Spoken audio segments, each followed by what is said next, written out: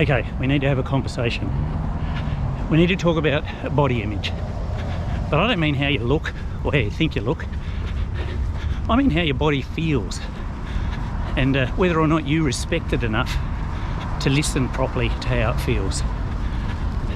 So let's go through it. The first thing you need to be tracking is your running program, and that's pretty much a given, because otherwise why have you got one in the first place? So follow that and do the volumes that it's telling you to do as best you can.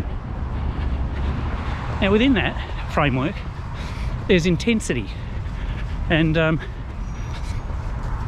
Wave Running has guidelines about intensity, and there's a blog post, I'll put a link in the comments below, the blog post on the website that goes through wave running intensity. So you should check that out, because there are guidelines for different types of intensity at different stages or different waves in your program.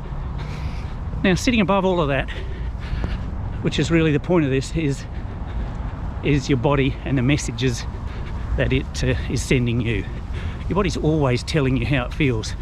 Problem is, too many of us are not listening, and for some people it takes quite a long time to be able to listen properly to your body. I know for me it took ages. When I first started running, I just got the program out, looked at what I had to do for that day, and just went on a belt and ran as fast and as well as I could on any day. And yeah, I overtrained a couple of times and blew up.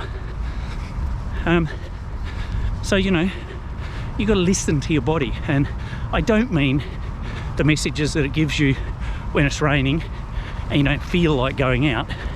That's when you got to tell your body,